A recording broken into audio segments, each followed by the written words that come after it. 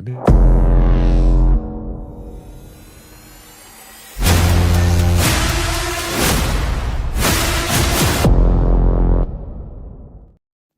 Hello there. What's going on, Star Wars fans? We are here again live tonight for our weekly live podcast on Wednesdays. We have Derek and Nick and Mike with us. So appreciate everybody joining us this evening. We are here and we're going to keep doing this. We really enjoy it. There's enough to talk about. As Mike knows, he's on live 3 times a week. If you guys haven't checked him out, Tuesday, Thursday, Saturday, correct, Mike? Oh yeah. So thanks for joining us. Darth Plagueis lives. Hello there. Thank you for joining us. Please put some comments in as we go along this evening. There is Jessica. Hey, Mom. Say hello. So we don't have anything really planned tonight. We talked a little bit about something we're going to talk about tonight that Mike brought up. But everything else is just sort of shooting from the hip. There's enough Star Wars stuff that's out there right now. What's going on, Jake? And so we're just going to start it off with that. Anything I'm sort of curious. Have you guys all watched Rogue One? Now, I know Mike has a couple times. Has everybody watched Rogue One after seeing Andor? And what did you guys think about it after seeing both seasons of Andor about it? Derek, you want to go first? Yeah, I mean, it changes the whole movie, and that's what they said was going to happen. It gives you a whole different outlook. If anything, I watched just Rogue One, and then I watched Rogue One and New Hope. Nice. And it was like, oh, okay. Yeah. You really, really thought about this. Like, obviously, we know that, but Yeah. incredible work. Yeah. My mom in the chat did the same thing. I think she went all 3. So they finished Andor, went Rogue One, and then went A New Hope. I know she did at least. So, Mom, put your thoughts in the chat and get the chat room going on this. Yeah. But yeah, I did not do I didn't do it like the night of, but I did it later on. And even small things, like we were talking, it's not really that big a deal, but like I'm just assuming Saw's, sucking on the Rhydonium the whole time, and that's keeping his him, legs. Yeah, I want to know legs. Yeah, and like it's keeping it, and also makes him even more crazy. So it kind of like changes when you see him in Rogue One. He's just crazy, and you're like, oh, this guy's crazy. And it's kind of it's one of those small changes that doesn't really matter, but it's cool, and it does matter for the situation. And I feel like there was too many of those to count in a good way. Like now, having seen Andor season 2 and Rogue One, and it's like, oh, this is like a ton of context. And I said last week to Mike that A New Hope now seems so crazy, like in a good way. Just the situation that they're in at that point, and seeing these 4 or 5 people just come in and totally change the game has got to be such a huge thing in universe. But I'm sure we'll talk about that some more. But Yeah, and honestly, it makes the title A New Hope all that much more significant because like the rebellion, although it's pretty strong because Luthen built it up and then it's moved to Yavin and it's all this, they found out about the Death Star, but all this, like, you really need that new hope. Like Luke had to come in to save the day. Nobody else was going to be able to destroy the Death Star if it wasn't for him. And obviously Leia and Han too. So it really makes that first movie or fourth movie, whatever you want to call it, really that much more special. Now, I will say I haven't gone on to watch A New Hope yet. So I don't know what I'm waiting for, I guess. But it's just from my knowledge of seeing that movie a million times, it does make the medal ceremony all that much better. Like, just plain and simple, Luke and Han, everybody complains that Chewie doesn't get a medal. Okay, well, neither do all the people who died in the process of making this rebellion what it is. So you got Luthen, you got Cassian, you got Jyn Erso, even like all these people. So it's really, really great. What's really cool about Rogue One and how much better Andor has made it, it's not only my second favorite Star Wars movie now, but when people are so upset by The Last Jedi and The Rise of Skywalker, and everybody has so much strong opinions on the sequel trilogy, it's because it's the end of so many of the characters they know and love. It's the end of Luke, it's the end of Leia, it's the end of Han. Rogue One is now, it wasn't before, but it's now the end of all these different characters' stories. And it's like the perfect end cap, even though it was the beginning of the story, technically. It was the perfect end cap to Andor season 1, Andor season 2. Because technically it's like 8 movies. So that's the 9th movie, and it's the finale. And although it does introduce this Jyn Erso character who wasn't in Andor, still it's just this great, perfect cherry on top finale, whatever you want to call it. It's what Cassian was built up for, is that sacrifice in Rogue One. And that's just how much better that movie gets just because of Andor. And not just Andor season 2, but Andor season 1 too. Yeah, absolutely. If you're just joining us, we're just sort of you can put it in the comments. We're asking if you've watched Rogue One after you've seen Andor. So let us know what you thought, if you did watch that afterwards, or even A New Hope as well. It was funny. I was out. I was telling everybody last night. I was out and I had my shirt on. And so I had a couple people come up and talk to me about it. But I had one guy. So I was like, hey, what'd you think of Andor? This is the first time I've ever talked to someone that was like, it wasn't Star Wars enough. I wanted to see lightsabers. Skywalker. I was like, okay, I mean, that's cool. I get it. I totally get it. And I know we all do. Yes. But I was like, okay, but this is Andor. It was a whole different character building on all of these different characters. And I just thought that was interesting. That's the first time that I've seen someone talk about that in reference to, the Andor project. But I thought it was phenomenal. I thought when I watched Rogue One again, it just made it so much more interesting for me. And then even with A New Hope, I was just like, man, this is, especially for me being an OG person and knowing what happened, because I've watched A New Hope and Empire and Return of the Jedi probably hundreds of times each. So that whole buildup to that, even with Rogue One, it was really cool. But to bring in those 2 seasons of Andor and show us what Luthen and Cassian and everybody in that project, or in those, those 2 seasons has done, was really cool to see. It wasn't just like, oh, hey, here's some plans that we shoved into R2D2 and now we're going to go blow up the Death Star.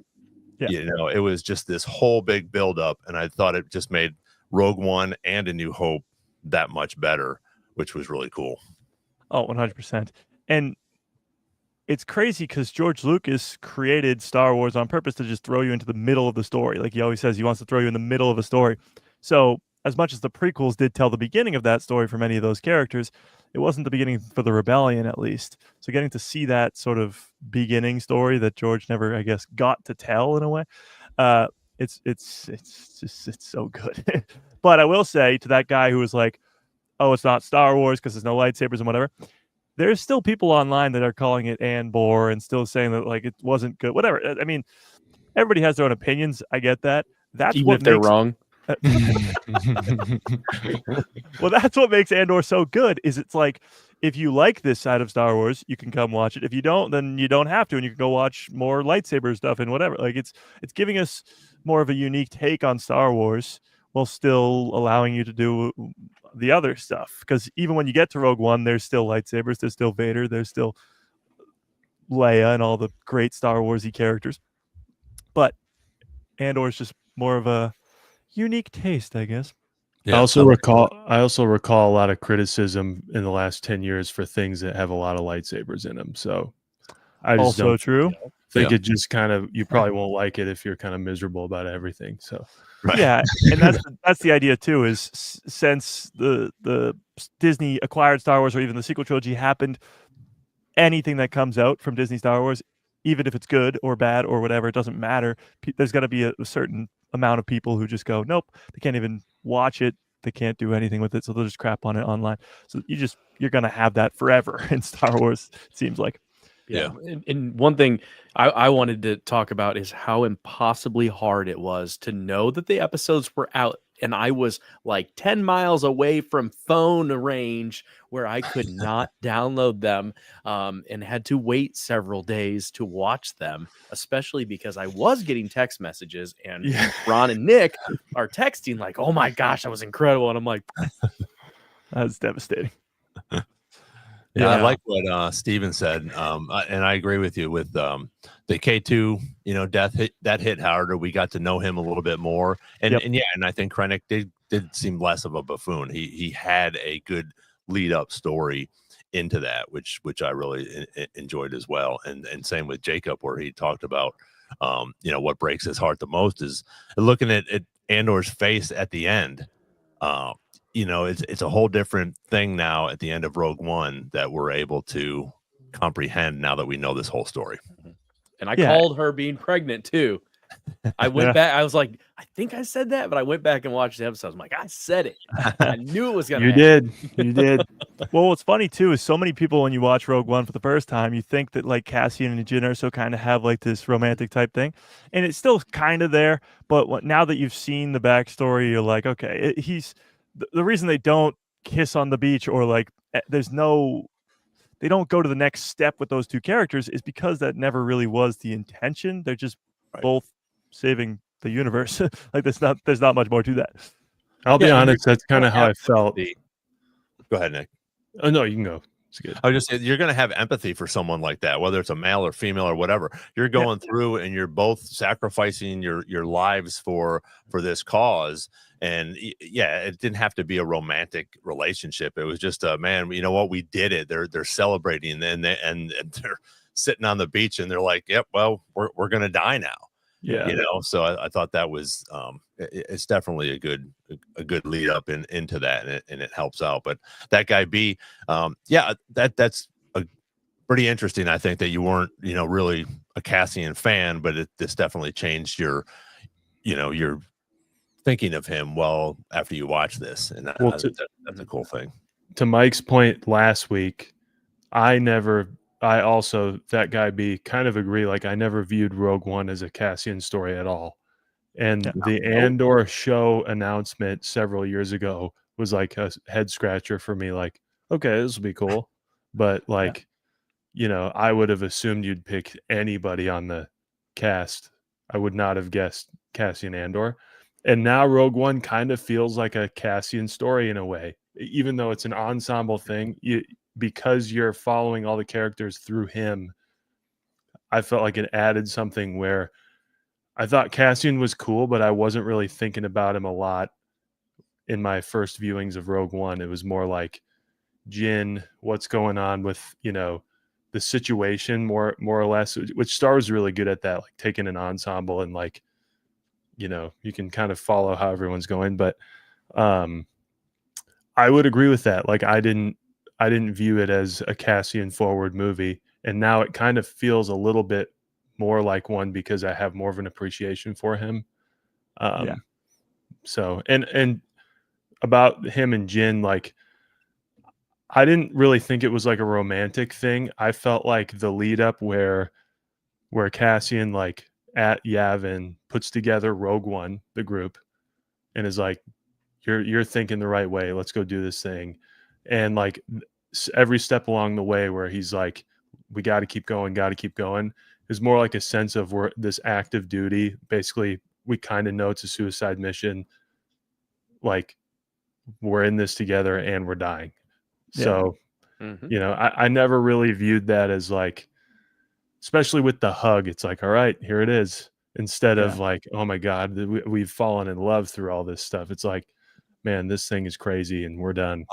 We did it. It is. I'm one of the coolest things about the difference of watching Rogue One now too, that somebody pointed out, was when after they leave Jeddah and Jyn has seen the message from her father that says there's the Death Star, there's a flaw in the Death Star, I put it there on purpose, all this information. But she doesn't have the message itself. She just heard it. She was like, oh, it all happened so fast. And Cassian's like, you don't have the message? Like, he's so mad. He's like, good luck convincing them. And that's from Andor season 2 because he couldn't convince them about Luthen because Luthen's dead. And there's no evidence to suggest or evidence to back up what Luthen's claim is about this super weapon that the Empire is building and how it's connected to Jeddah and how it's connected to Gorman and all this stuff is connected. And because the rebellion doesn't trust Luthen all that much, they don't care. And it's the same thing that happens in Rogue One. And the one thing he needs is that message. Yeah. Like, this is what's gonna, and now I have it in the form of his daughter, which seems sketchy, Exactly. Right. And that's why when she tries to convince the rebellion, they're like, no. But that freaking weasel guy. He's the worst. he's perfectly cast. Yeah. But I want to see like some shorts or something else that they can do about K2 and Chopper hanging out on Yavin. Like you know they were together. I want to see like even if it's like a short like comedy thing or something, because think of all the mass destruction those two could have caused together. Very off topic, but I saw today actually there's a droid, or I guess a robot. I don't know. It's not Star Wars, so it's a robot. A robot in the new Superman movie that's being voiced by Alan Tudyk or Tudyk, whatever his name is. So it literally just sounds like K2SO. I'm like, I'm never gonna not hear that when I'm watching this movie. That's pretty cool. Yeah, I haven't seen that yet. That'll be interesting to see. Yeah. Did any of you guys go back and watch any of Rebels season 3 in reference to some of the Mon Mothma stuff? I did that actually the night before the last, or just before whatever that whole thing happened. So I thought that was pretty cool. And I know we've all watched it before, but it was just a fun little thing to watch and sort of catch back up on it again to see what has happened, where it's all taking place at the same time. Yeah, I'm watching the Clone Wars right now, and my next thing is probably going to be Rebels. But so I didn't watch it, but it is really cool now how that whole sort of 5-year-ish time period is very filled out. I mean, from comics and stuff too, with the Vader comics and everything. But from Rebels to Andor to Rogue One to the original trilogy, like it's so perfectly done, with the rebellion of one side with Jedi with Kanan and Ezra and the Ghost Crew, and then the other side of just normal people. Well, and wouldn't like you were saying, Derek, so you have K2SO and Chopper that are there, but R2D2 and C3PO are also there at the same time as well. Yeah, and Chris Bartlett had put something out today. Somebody else had posted it, but and then I forget what other droid it was. It's one of the intelligence droids or something like that, but that droid would have also been in that time, and somebody had said something, this would be a cool droid show with all of them there, with the comedy and all the killing they all did. Exactly. And even if it's like kind of like a different point of view thing, I would rather have it as a show. And again, it could be like those short episode things where they do like a 15-minute just funny. It'd be hilarious. Those are the droids. Yeah. Those are the droids you're looking for. Yeah, that would be pretty good. So Mike, what were you let's talk a little bit, let's shift gears a little bit in reference to Dave Filoni and everybody talking about maybe Kathleen Kennedy, even though she's come out and said that she's not going to, but still there's just so much rumors back and forth. Well, I think the thing is when we talk about Kathleen Kennedy stepping down or Kathleen Kennedy getting fired, as people like to put it, they are almost forcing it upon her to just like get out of here now, like leave, bye, never see you again. But that's not what's going to happen. When she steps down from being the president of Lucasfilm, she's still going to be around. She's still going to probably be an executive producer on a bunch of projects. And that's not really what fans are expecting to happen, I guess. But that's the reality of what's going to go down. However, the new news of the last couple of days is that Dave Filoni, as we have all predicted, and Carrie Beck are sort of the front runners for the role of Kathleen Kennedy's president of Lucasfilm. And I'm looking at something right now that's literally just from an hour ago that says Dave Filoni is reportedly the top candidate to co-run Star Wars after Kathleen Kennedy leaves. The current thinking is that he will co-lead, much like DC, with executive Carrie Beck. So now you have like what's going on with DC. We just talked about Superman. Let's talk DC a little bit more. James Gunn is a creative guy, and Peter Safran, I think his name is. Peter Safran's a more business guy. So the two of them attack being co-CEOs or co-presidents or whatever you want to call it of DC by one doing the business side and one doing the creative side. Always the argument has been, if Dave Filoni's in charge, he's not going to be working on projects, and that's not what we want. So if he's a co-leader of Lucasfilm with Carrie, and she deals with the business side of things, and he's all the creative stuff, I'm totally down with that. And then it goes on to say, some worry that he's too steeped in the Star Wars lore, risks the brand losing a broader audience if he goes more business. And one Disney insider says he's not the Andor guy, he's the Ahsoka guy, and they're saying that as a problem.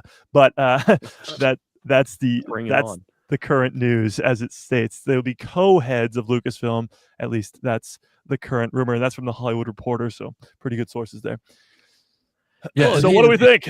Well, it's kind of, Disney has done that before. Yeah. I mean, obviously this is Lucas, but it's Disney, and Disney knows what their number one matchup was, and that was when they had Frank and Eisner. So like when they had those two guys, it was the peak, and the only reason really why Eisner went downhill was because the other guy died in a helicopter crash. So it was like it works. You do need that person that is more creative mind, and then you need someone who's more business mind.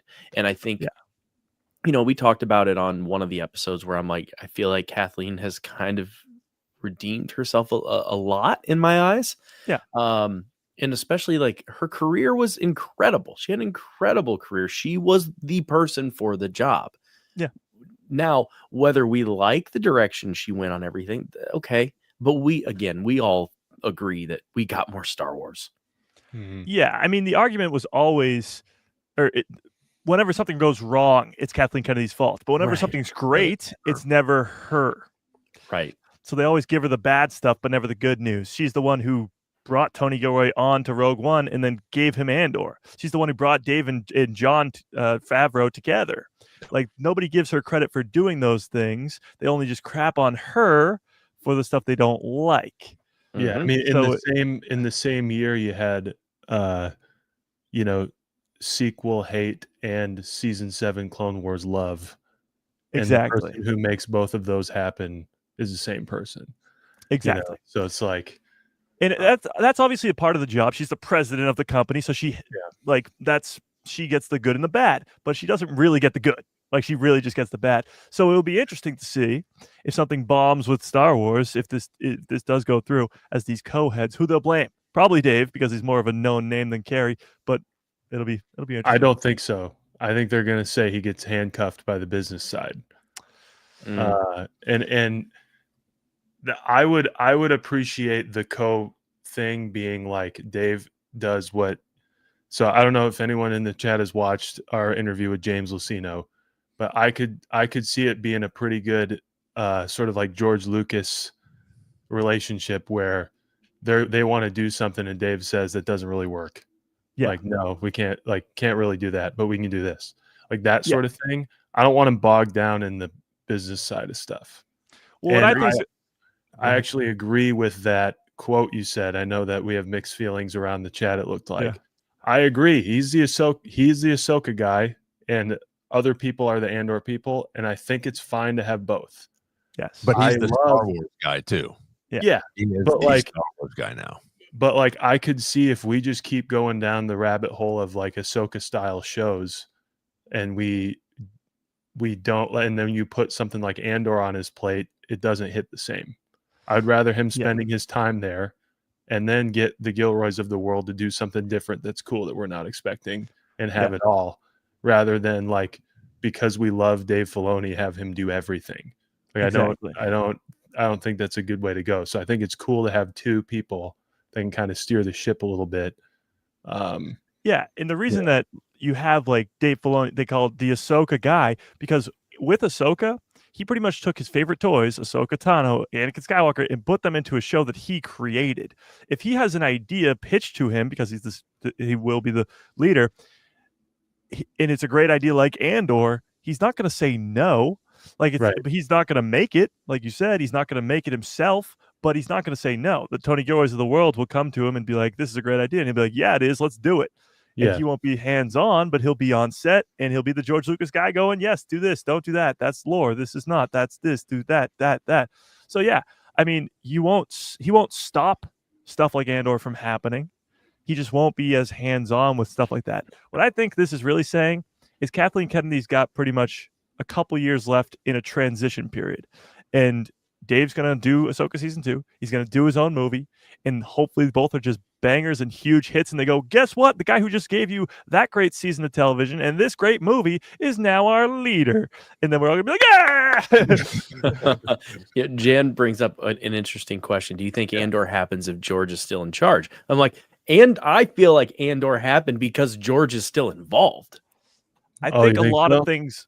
I think a lot of things wouldn't happen if George was still in charge. I think Agreed. he likes to be hands-on with a lot of things, as we saw with the original trilogy. He gets new directors, but he's still hands-on. And then he does the prequel trilogy himself. So I think a lot of stuff wouldn't happen without George being there. It's impossible to say whether or not it would happen. Tony Gilroy said he's only ever talked to George once. It's really impossible to say if we'd ever get an Andor show. We get maybe something like it. I don't think we would have gotten any shows had he not sold to Disney. That's what Exactly. I'm saying. I don't We think he had had the money. I don't think he had the money to do any of it. That Which too, is but the point. people act like the reason he sold the company, he didn't want to be 80 making the sequel trilogy. So that was like, he wouldn't want to be 80 making the Andor show either. So people act like if George kept the company, we'd be still getting great Star Wars content. No, it would be sold to somebody else. Like it would be a couple more years and then he'd sell it to somebody else. Like he wouldn't want to keep it going forever when he's 90 making Star Wars content. He was inevitably going to sell the company eventually. Now, are there any other companies that you would have liked to have seen him sell it to other than Disney? Because with Disney, we got the parks, we got a lot of different things, the cruise ships, we got, and me being a Disney person, I love that. But Yeah, I'm with Ron. We got money.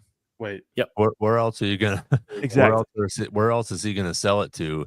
That's gonna be able to make a 2 seasons of Andor for $1 billion. yeah. Exactly. There's nowhere else. Nowhere else. Yeah. And it's the type of like excuse me, cultural phenomenon that only Disney is wired to like distribute, I think. And honestly, it's not connected, but it doesn't hurt that Marvel's also a Disney property and it's doing so well. Like they can almost learn from their mistakes and their successes with both companies. Obviously, they're two very different stories and very different universes, but still in the background of production and all this other stuff like that, that's very helpful having Marvel right by your side too. you have a lot of connections with the two as well. Yeah. Favreau. Exactly. Well, actually, somebody brought it up early. Is Favreau in contention? He seems like he'd be good. Honestly, Favreau is I never see him as a guy who would be in charge. If anything, he would be like the Dave side of it where he'd be more creative. But he kickstarts the MCU with Iron Man. He comes in and saves Star Wars, whatever. With the Mandalorian, he's a creative guy and he makes good content, but I don't think he really would want that or want any bigger role like that. I think he's a formidable asset though, for the same reason that I feel like every time I bring something up, there's risk of being like soundbited that I'm hating on Filoni. I'm not. I'm not. Yes, you are. Yeah. Dick hates Filoni. You heard it here first. Start the clip now. No, it was the same concern when like Dave Filoni's first live action direction debut was that episode. I think it was episode 5 of season 2 of Mandalorian. He had never directed a live action episode of anything up until that episode. And Favreau was the best facilitator to do that. They work together creatively. Favreau he's been making movies, shows, whatever, forever.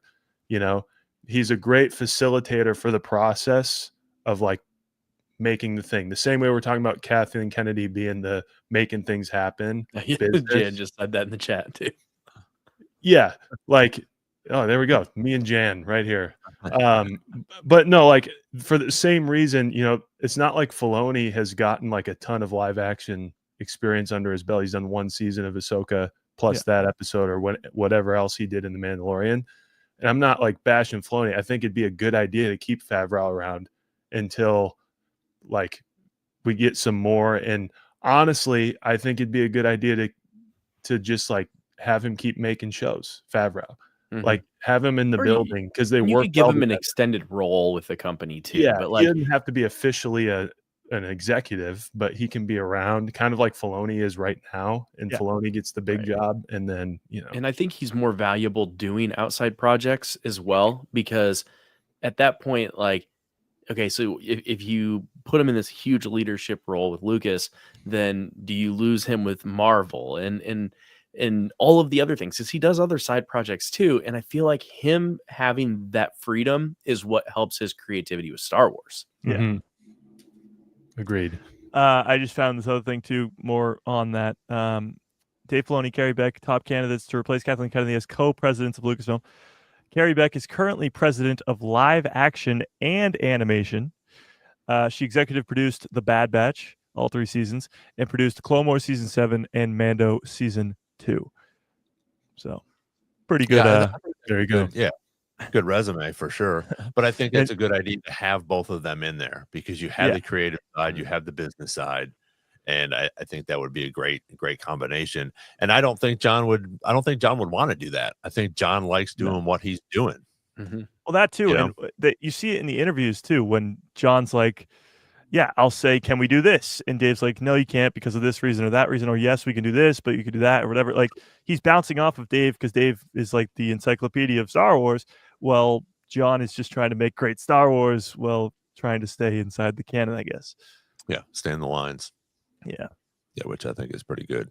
And I also think that John has a good knowledge about it. John has a good knowledge about it, but like you said, he can bounce it off of Dave, and Dave can be like, "Nope, we have to stay here because Chewie doesn't do this, or the Emperor's not going to be able to do that because of this backstory." And John doesn't know that yet.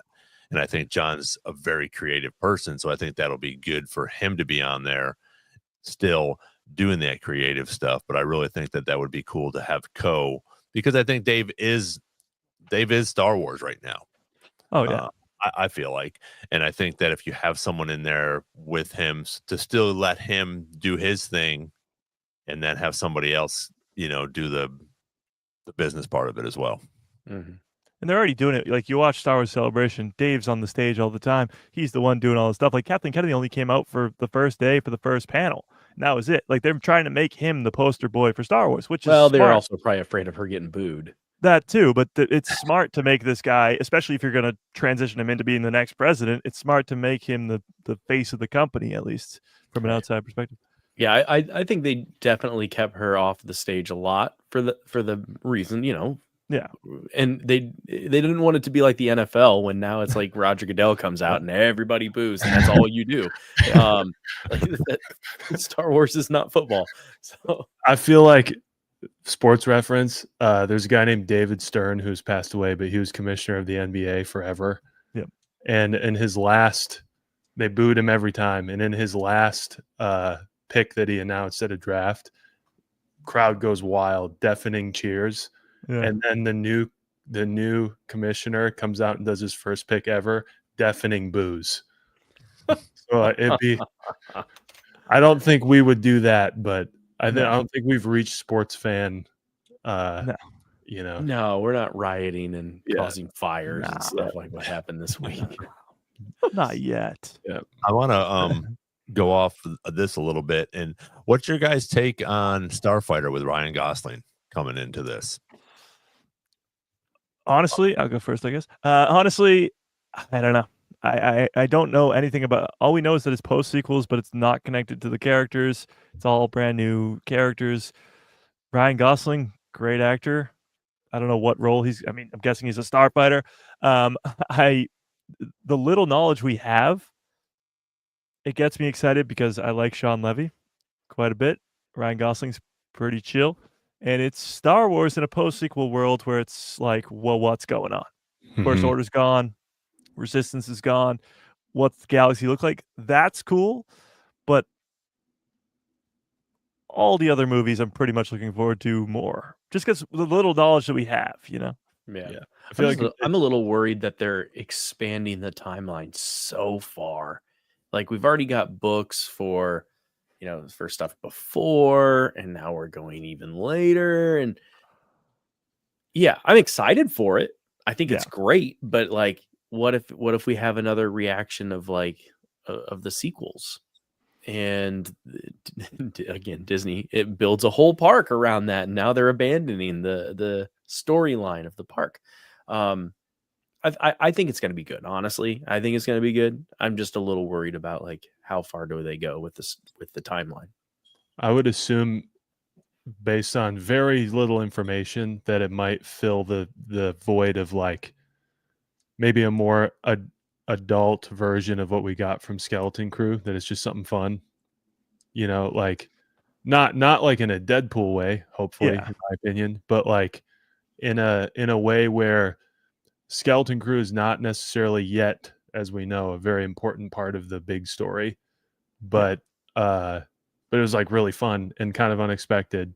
I don't think they would cast Ryan Gosling or get Sean Levy if it wasn't to fill like the fun void, and especially saying years in advance has nothing to do with the characters. It's its own thing is kind of like a indication to me that it might be sort of like wind up being like a cult classic for Star Wars fans. Like, I liked this, I didn't. It's kind of inconsequential either way, Well, honestly, it could in some way not set up, but maybe like connect to the Rey movie, not maybe by characters, but maybe by story, or like there's some big threat or something into the galaxy. There has to be some threat in the movie. There has to be a plot. And maybe it sets up the Kimberg trilogy. I don't know. I feel like it has to be connected somehow. You're not just going to bring Ryan Gosling to Star Wars and just be one and done with them. And it is cool because it's called Starfighter, and you just expect it to be these big, cool, fun dogfights in space. And when you think of that, you think like some Mando scenes or the opening of Revenge of the Sith, like these great, cool space scenes. And with Star Wars, there's only, even though we have so much Star Wars, there's only a handful of those. Like we could get some really cool action sequences with a starfighter going through space and fighting some, I don't know. I don't even know. Like it's not TIE fighters anymore. Like what is he going to be fighting? Well, that's why like I just wanted more Thrawn stuff of like, I mean, those books are incredible. They're amazing. And the battle scenes that they build out in his tactics, and he's like Spock almost. Yeah. I said it. I think they'll get to that at some point with the Thrawn stuff. But Steve brings up a good point. I think it would be cool if there is a plot specific where, just like for me when I was a kid, to watch Star Wars for the first time and get hooked on it, and then can't wait for the next one and the next one. To go back to what we were talking about, I'm skeptical for the first time. I think, yes, I'm going to love it. It's Star Wars. I can't wait for it to come out. I think some of the other stuff that's going to be coming out, like you said, Mike, I'm looking forward to more.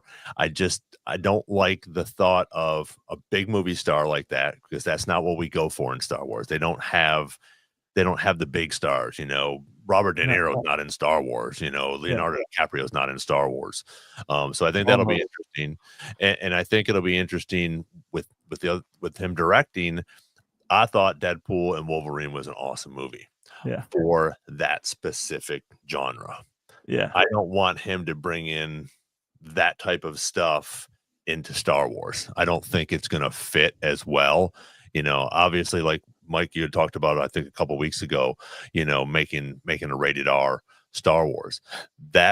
This could be it, possibly, because you start dropping the F-bomb, that's going to rated R. And I think that could sort of hurt a little bit. I think some people will be excited. There's going to be, split no matter what.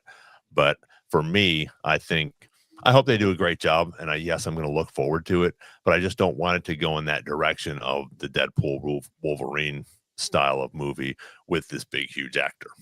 My guess would be it'd be like a Star Wars Sean Levy version of Top Gun.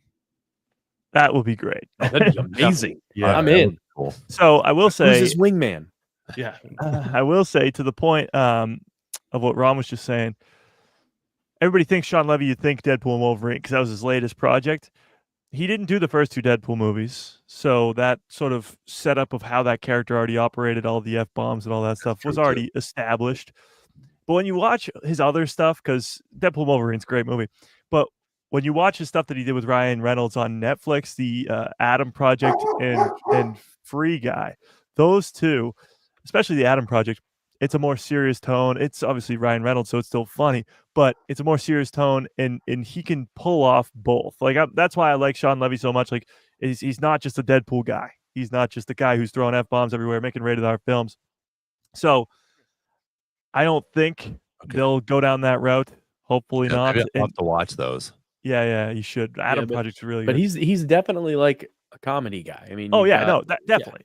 But Star Wars has always had that. Like it has that more comedic feel to it. Even the Clone Wars, especially in Rebels, the animation side definitely has more of the comedic stuff going on. But even the subtleties of the original trilogy with Han Solo and even Obi-Wan Kenobi in the prequels, like there's a lot of that just sort of Star Wars comedy, dry humor, I guess. What's Steve say here? I would kill for an Empire focused pilot series. Oh yeah, that would be pretty cool. Well, that's the thing too. Why are you making a starfighter movie in a time where all the big galaxy battles are gone? Like, what's the purpose there? I think that might be your point earlier about like, at most it could set up that there's something going on and kind of be a jumping off point to see, kind of test what the threat could be, you know? Yeah, I mean, and who's he going to fight? And like, we have threats in all the like the old Republic and stuff like that, or like where they're the Nihil and different. Yeah, there's so many things they could do with that. And pirates, like I want to see more stuff with pirates, just like with now I'm brain farting. Skeleton Crew. Yeah, Skeleton Crew. Duh. I want to see more of that. Like I think the pirate thing is awesome. I love Hondo. Hondo's one of my favorite characters. Yeah. So, and the criminal world is like an entire ecosystem in Star Wars that even the powers that be kind of leave alone. You know, it's like its own government system. You know, like it's always the Wild West out in the Outer Rim, but the Maul series is going to give us a ton of that. I was going to say, I think we're going to get a lot of that in the Maul. That'll be great more. I mean, I'm dark side, you know, and like I'm not that good guy like y'all. Okay, this is not related to the Star Wars Starfighter movie at all, so just stop me if I go too far. No. So, talking about future villains, we're always talking about Abeloth. I mean, at this point, there's absolutely no way that Ahsoka Season 1 does not set up Abeloth, I feel like. Because if it doesn't, then we're all going to be like, what the hell's going on here? So Abeloth doesn't seem like she can fit into this Mandoverse time period before the sequels. Like if she showed up, that had to be talked about. So we're talking post sequels for Abeloth. We talked about this before, but the possibility of seeing like her show up to Anakin and Ahsoka as Padme, like bring Natalie Portman back, show up as Padme. I was watching the Clone Wars last night. Season 3, Mortis God arc, just got to it. It's awesome. I mean, Clone Wars is great, but it's Season 3, back-to-back arcs is the you get sort of introduced to the Night Sisters. They make Savage Opress. That stuff happens with Maul, and then it goes right into the Mortis God arc. It's like crazy. But they're sort of figuring out what's going on with the Mortis Gods. Anakin just got to the father, and he's like, it's late. Go take a rest. And he sleeps, and he gets woken up by his mom. And his mom is talking to him, and he's like, this isn't real, whatever's going on. But it's the son disguised as the mom, and then he switches to the son. So we've already seen that before. So it's highly likely that Abeloth, we know that she has that ability, but it's highly likely she's going to do something like that. We've already seen the son show up as Anakin's mom. It's really not that far off to think that we could be getting Natalie Portman back to play Abeloth in some sort of trickery of Anakin and Ahsoka, because Ahsoka's very connected to Padme as well. Yeah. But that's she could do it to everybody. She could show up as Anakin for Ahsoka. Exactly. You know, she can prey on everybody. How do you obviously how do you beat that? There's we'll see. But Luke did. That's true. So we're talking, I mean, do you guys agree that she can't show up before the sequels? Like, I agree. It has to be after. Well, I think she could show up now. Like Peridia is kind of its own thing right now, self-contained in the story. They could set it up, I think. But that would mean that Ahsoka, Sabine, and I guess that just them, they can't get back then. They're stranded there forever. Well, I don't believe that Abeloth will full on come out this season if they're going to do it. I think interesting because I think you still have stuff going on with Balin trying to find it. So I think a lot of we're assuming that Mortis is what he's doing, not something related to Mortis. You know, like a new thing. So I think the whole Balin arc is going to still be finding whatever he's looking for. And, I don't think they throw in the Mortis gods on a mountain for no reason. So I think it's pretty safe to say that that's what he's looking for. But I'm not really sure if he really even knows what he's looking for. I think he's heard of this thing and, doesn't know it. Anakin, Obi-Wan, and Ahsoka don't even know it's real because they come out of their fever dream and it's like it never happened. So I think if you're going to do Abeloth, it either have to get sparked early in the season or they set it up toward the end, because you still have that whole journey of like what's going on, and we still have all the Thrawn stuff, Derek. If I'm gonna jump in, I'm gonna say Cal Kestis, because it's what I always say. I'm trying to make it happen. You could easily tie Cal in with Abeloth for sure. There's so many ways you can do it, especially with Marin and all the characters in the games. Yeah, but it seems like the Thrawn Marin in with Thrawn on Dathomir. Yes, exactly. But it seems like the Thrawn stuff is almost separate. I don't know. Season 2 of Ahsoka might be like 2 separate stories going on at the same time. That's what I mean, though. Is you have to spend time on a whole separate plot line. Yeah, and the Abeloth thing's going to take some time. Yeah. So I don't know if we'll get like an on its face Abeloth. If we're going to get Abeloth, I don't think it's just going to be like that's the villain the whole season. I think we're still dealing with Thrawn stuff. I think we're still dealing with whatever Balin's dealing with, and I hope so, because Balin was set up as one of the most interesting characters they've had in a little while, and Shin, and so like we have to get to that still. And I think we're all getting really excited because it's a cool concept, but like I see also the creative side of Filoni putting up some like smoke and mirrors about it too. Yeah. Like maybe he thinks he's looking for Mortis and he finds Abeloth or something different, Yeah, and you got to think of it like in Legends, at least, it's a prison for Abeloth. So there's got to be some booby traps and stuff stopping people from getting to her. Set by the Mortis gods. But I will say that's probably how it's going to go down. It's perfect. It's going to be mostly about Thrawn. Thrawn is the heir of the Empire, taking over the galaxy, fighting Admiral Akbar, as we hear. Some big old war in the Star Wars, as Dave Filoni put it.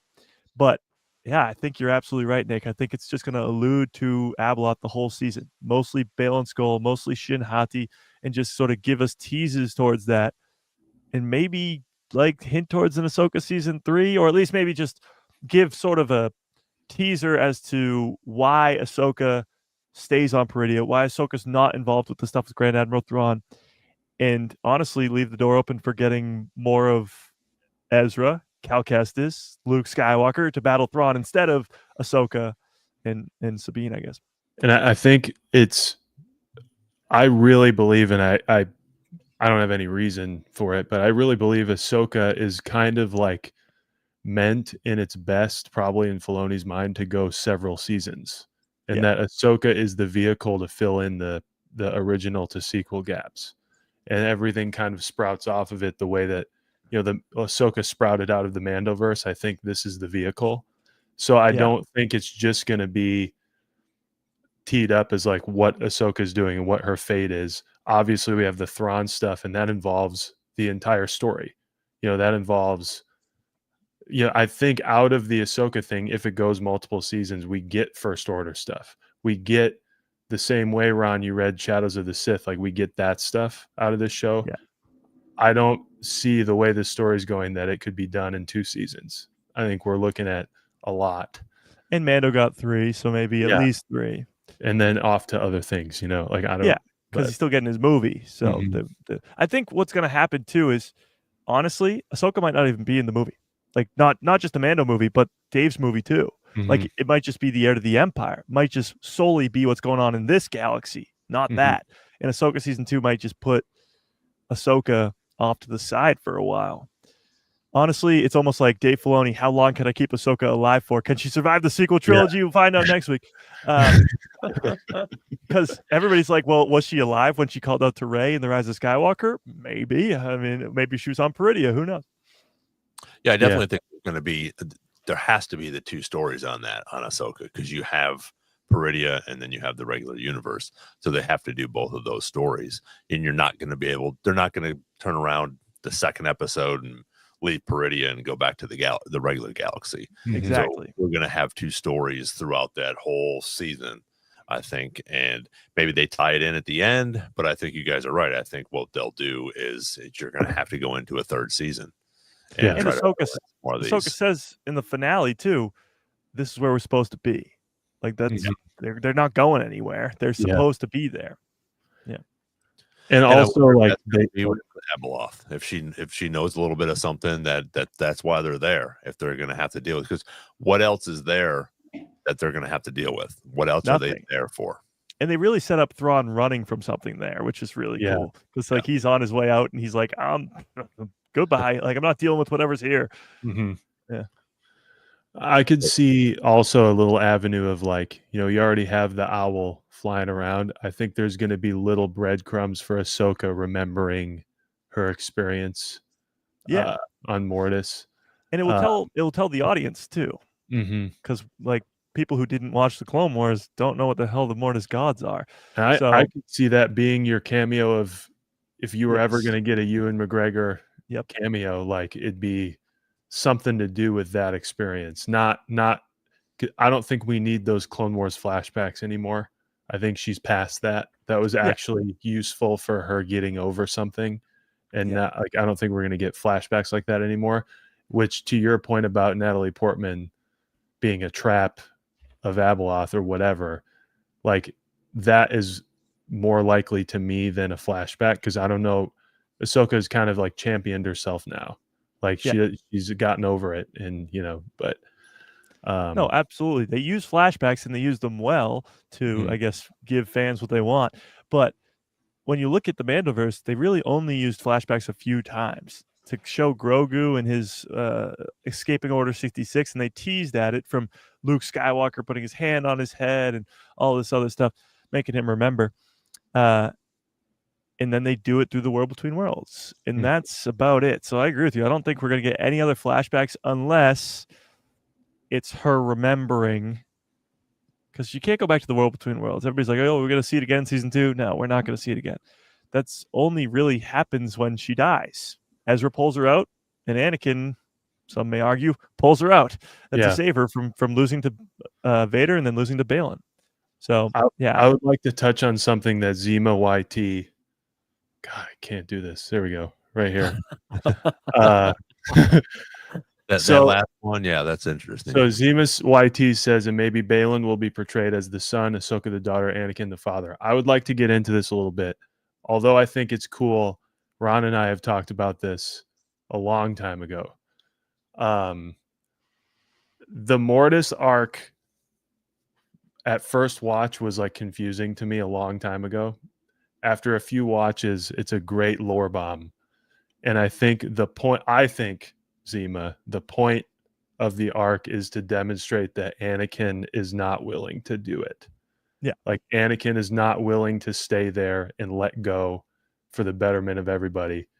Let go of everything, whether it's his responsibilities, his attachments, whatever, his ambitions. He's not willing to do it. And I think being the father and the son and the daughter requires you being alive, because the father says to him, I'm getting old. I'm going to die. You need to stay here and take my place. He also, in the process, his son and daughter are killed. And now it's just open chaos. All right, I guess we're screwed. When I'm gone, we have no control over it, and you're not staying here to do it. I don't believe, in my personal opinion, that Anakin Skywalker now qualifies to be the father of Mortis, because the Mortis gods are not gods. They are living beings that have abilities way beyond the characters we know. And that, my friend, is canon. Not to be that guy, but I just don't. I think it's okay for Anakin to be the Obi-Wan of the situation, if you will, where he's, literally immortal and kind of helping her along with that. I think Ahsoka has what it takes to take that role if it's needed. But I think like it was a big part of the arc that Anakin needs to stick around and not leave Mortis and handle the job of the father, because the father is going to die. And I just, and he, yeah, so like, I don't know, the father could very much still be alive, you know? Palpatine. Yeah. So I hesitate to put Anakin there because I think Ahsoka's capable of it, and I hesitate to think that they need it. I like that a lot, actually, because I mean they're living beings and they Yeah. die. Yeah. So Anakin's already dead. He's But I will- disqualified. I will say though, Anakin is serving some sort of purpose in the afterlife, and I think it has to be explained a little bit more, because I was talking about this actually yesterday. Force ghosts in Star Wars are such a weird thing. Right now, they have zero explanation. Obi-Wan, Yoda, Anakin all show up to Luke on Endor. Obi-Wan never shows up again. Yoda shows up 30 years later just to burn down the Ahch-To temple, and Anakin never shows up again until Ahsoka on Peridea. And that's it. So if these Force ghosts are such a great thing, and Obi-Wan in the original trilogy comes back to help Luke multiple times, where do they go? Why do they not continue to help Luke out? Like, that needs to be explained. And I think Anakin's, for a lot of fans, the explanation could be he becomes the father. And I actually agree with what you just said, that he can't be because he's dead. So then what is the explanation? What is he doing? And what are the rules of like how they're allowed to interact? Yes, because Luke grabs a lightsaber in Rise. Yeah. So what are the rules? Yeah. And I think that has to be told, or at least explained a little bit. And Ahsoka season 2 has the perfect opportunity to, with Anakin coming back. And maybe the reason we don't see Anakin is because he's helping Ahsoka on Peridea, maybe contain Abeloth or something. That's why he doesn't come to Luke at all in the sequel trilogy or anything like that. But then where's Obi-Wan? And where's Yoda? Why does he only show up in The Last Jedi for 2 seconds?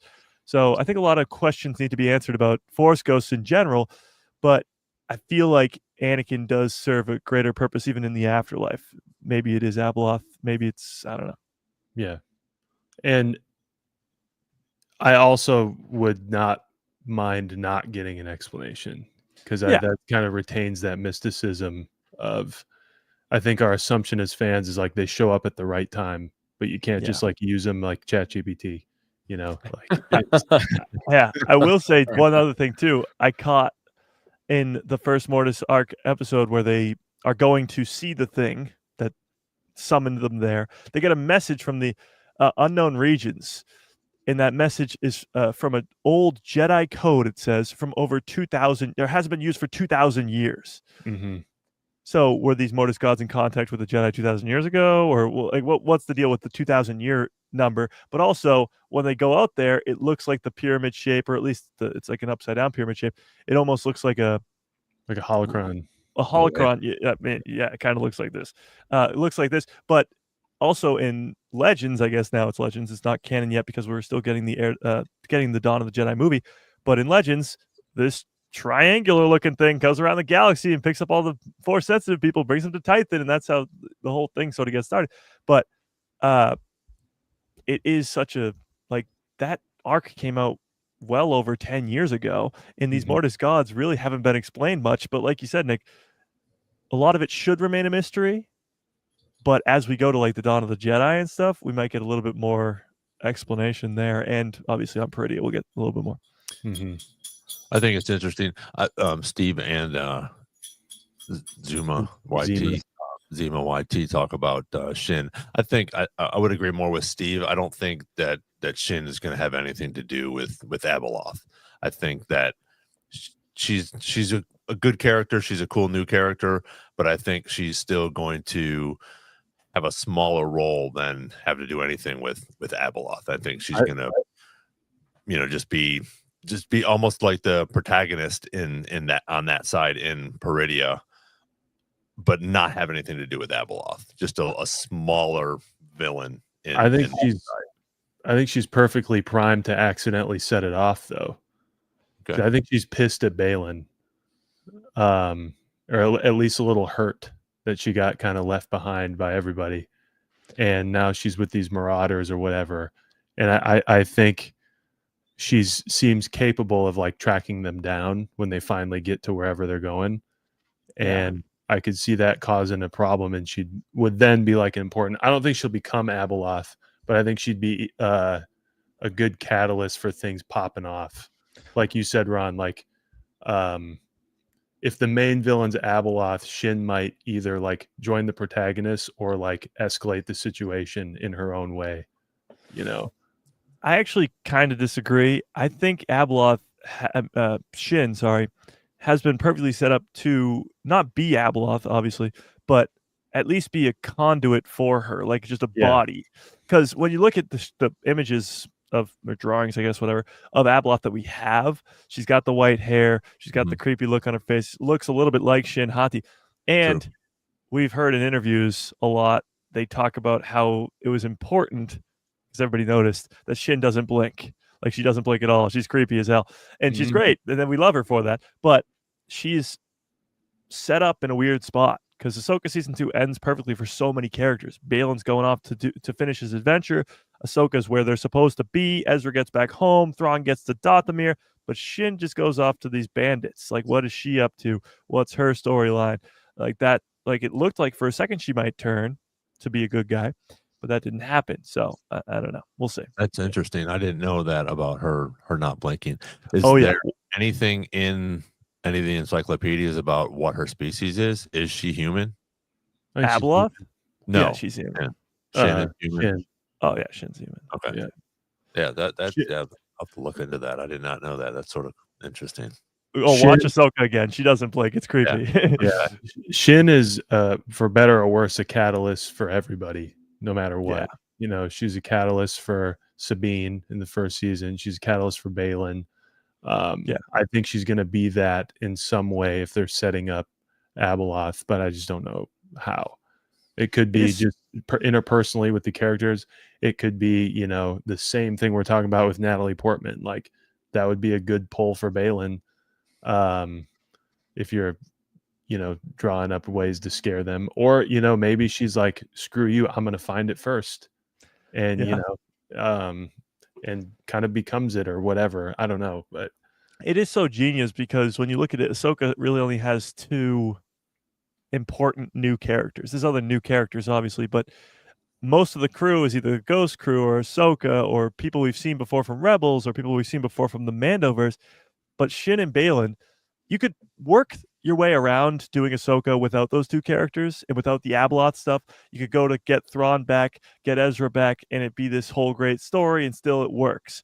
But Dave purposely puts these 2, one dark Jedi or whatever you want to call him, and his apprentice in just to introduce Abeloth and have this Balin Skull character going on his own secret mission at the same time. Like, it's so great. Agreed. Yeah, I agree. I think somebody in the chat, Balin and Shin both have very big, important roles. Yeah, they definitely do. I think they're driving that whole story on Peridia, honestly. Oh, yeah. Where we just talked about like the 2 separate huge things set up. Balin here, Zima said Balin might even end up allying himself and working together with Sabine and Ahsoka, because the whole universe, Star Wars galaxies, get at risk. Yeah, maybe he is like, oh wait, what did I do? I do think it's purposeful that he has like, it's also because it makes his character cool, but that he has like a reverence for Ahsoka, that he respects her, and he also is like kind of put off by the witches and Thrawn a little bit, being like, like, what do you care? Like, this is not, you know, this is a bigger thing than your, you know, they're your enemy or whatever. Like, I think that's on purpose. It makes his character more interesting, but it could also lead us down a lot of rabbit holes. So I agree with Zima there. So Steve brings up that Shin has one of the coolest lightsaber designs too, which I agree. And I just saw it when I was in Galaxy's Edge, which I made my 3rd lightsaber. Oh, bring it out. Bring it out. Yes. Let me grab it in my pile of lightsabers. Okay. So this is the reclaimed and reforged. This is the special edition that when it's gone, it is gone. Nice. It's beautiful. The coolest thing about this is I made it with blue. But you can't really see it with the lights. But the kyber crystal actually glows, and you can see it Ooh. through there. I That's wonder if sick. I can kill my key light for a second. Let me see if I can. I don't know if I can do that or not. But yeah, so like that's one of the really cool features of this lightsaber is that in here it glows. There we go. There's my light. Let's see. And I can't tell if you can. It's hard to see with the camera, but the fact that like that happens is one of my favorite features of this blade, and it's going to be gone soon.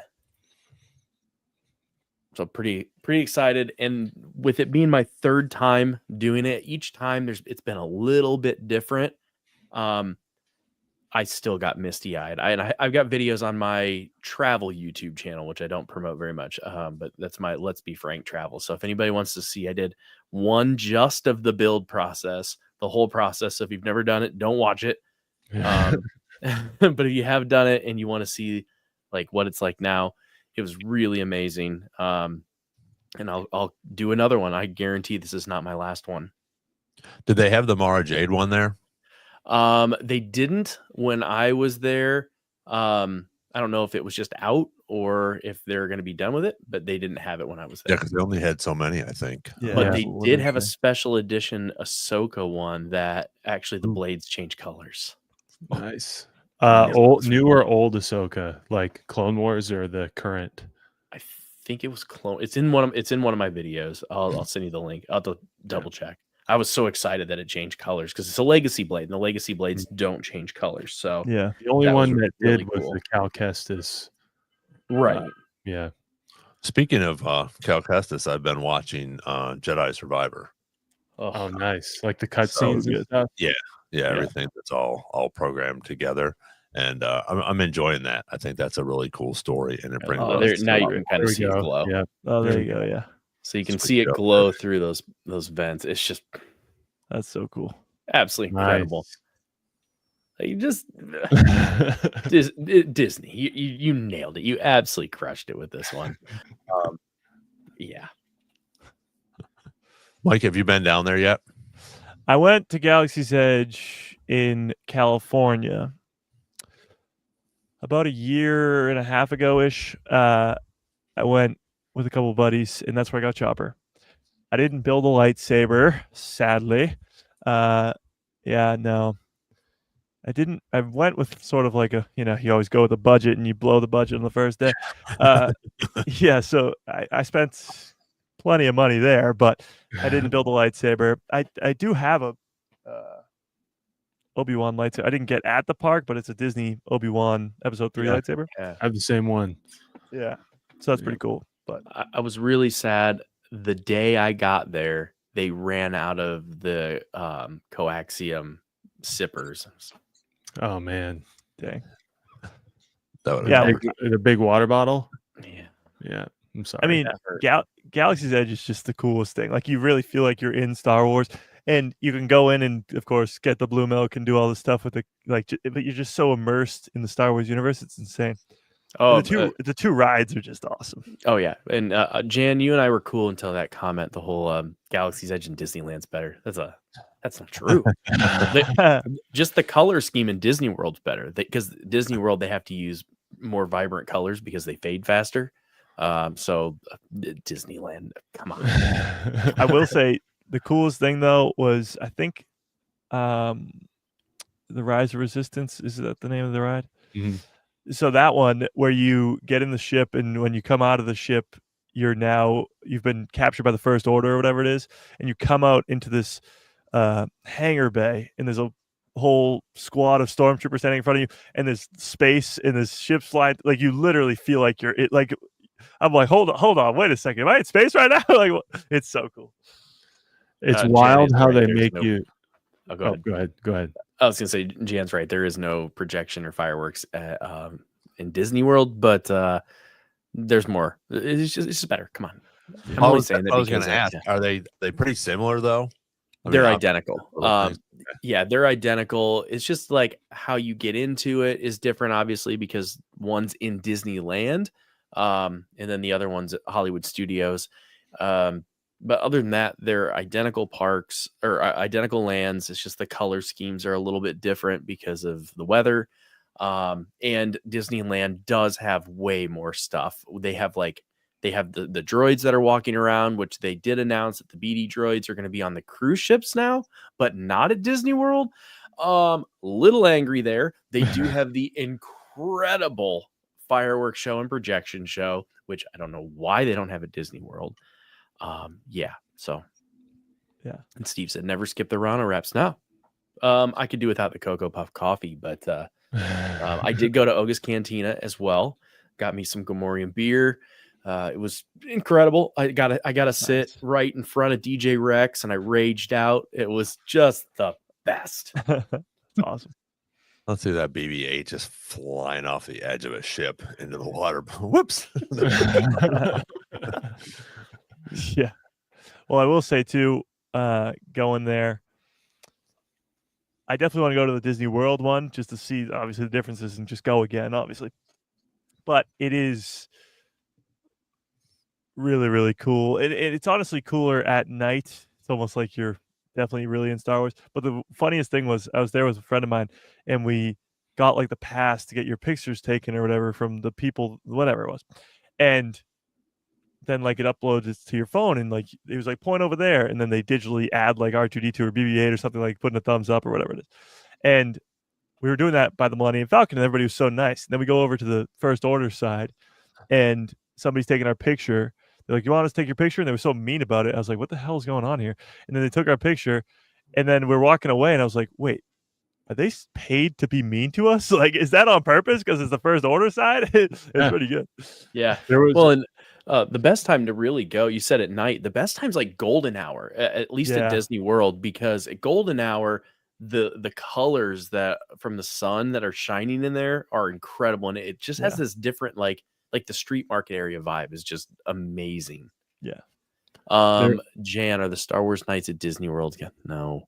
Star Wars nights are over. I don't know. I'm starting to be on your side. Yeah, I am too. Okay, I'm a Disney World person, but just stop. Okay, all we have is better colors. That's it. Okay. I have only been to Disneyland Galaxy's Edge as well. I went to both of them opening week, both of their opening weeks, and it's just it's a different vibe for sure. I think Disneyland also has better actors because they're in California, so their cast members are probably better too.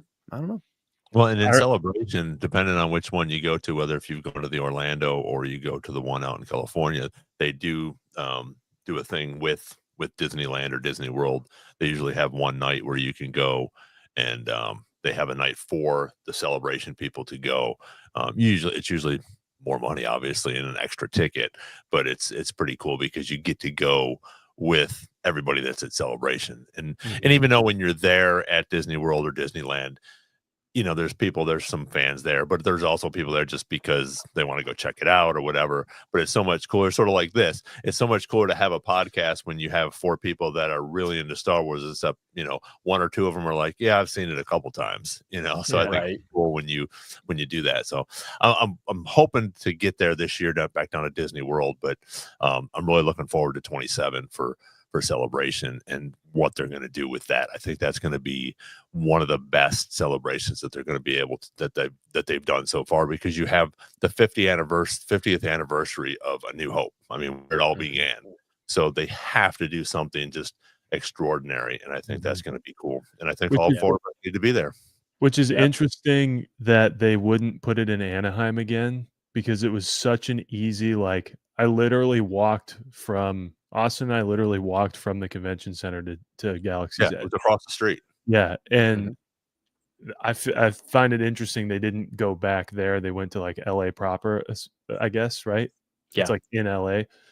I can't imagine what the tie-in would have been if it were in Anaheim, and then get Galaxy's Edge involved in a 50-year anniversary. The problem is they just can't, even though the convention center's huge, they just don't have the hotel space for that. Yeah, true. That was bonkers. But when I went to Mike, speaking of your First Order experience, when I went there, I got a Legacy lightsaber, and my best friend and I walked out with him, and out of Doc Ondar's, which is a cool store people should go to.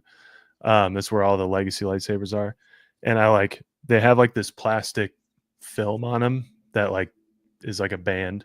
And so I sat on a rock and like didn't have like a sharp edge on me. So I was like pulling it off and kind of messing with it.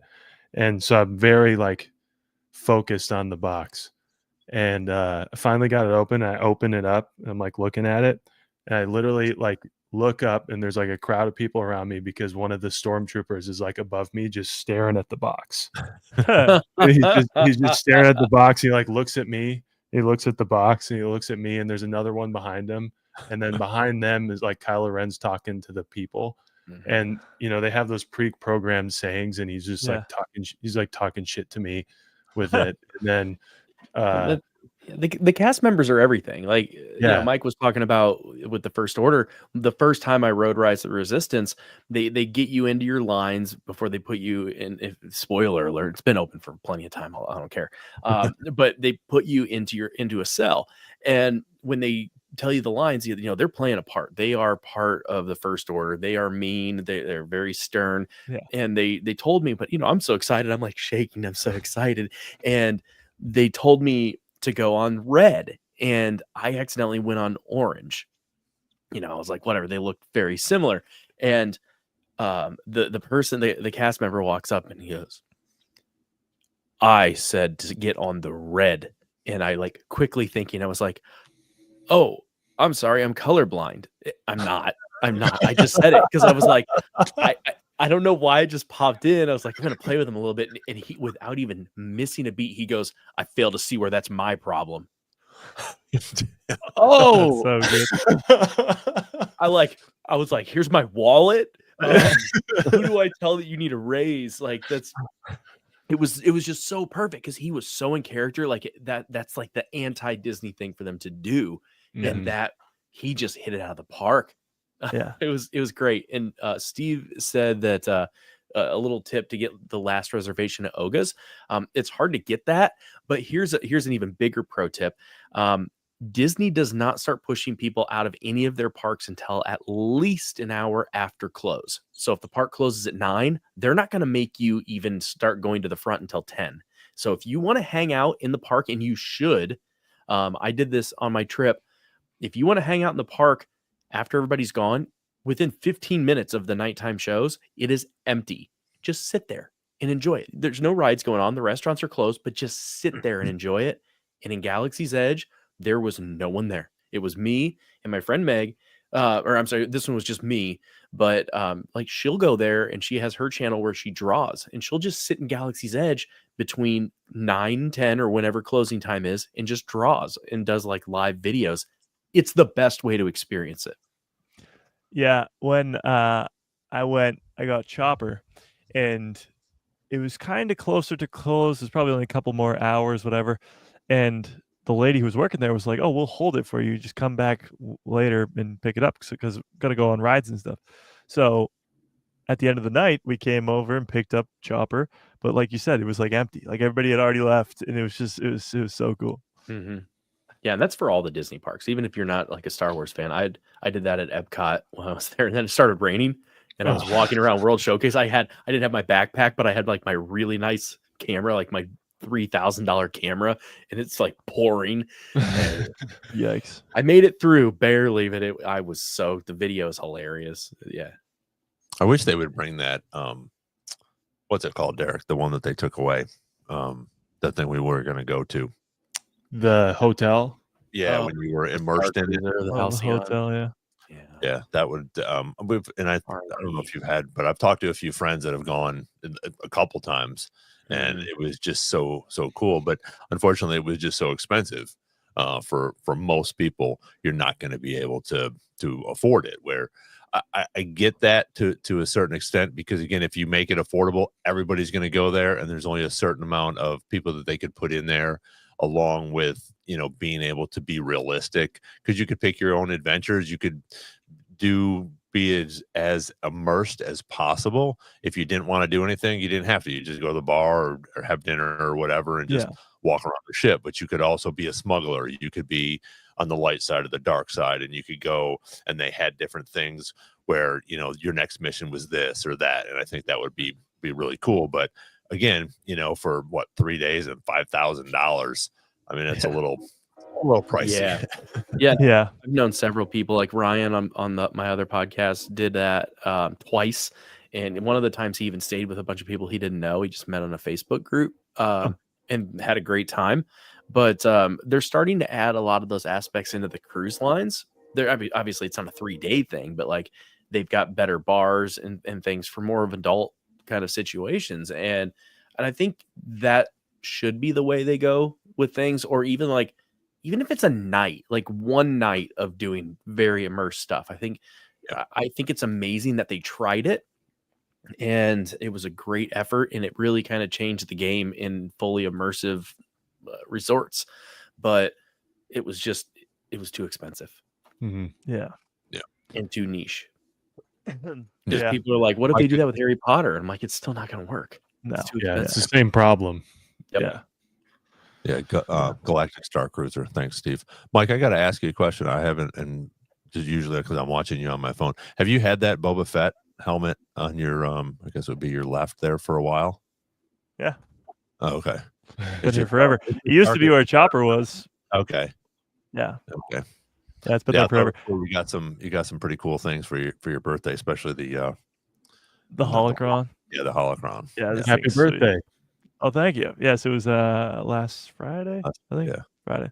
I got actually I got these. I haven't shown these off on stream yet.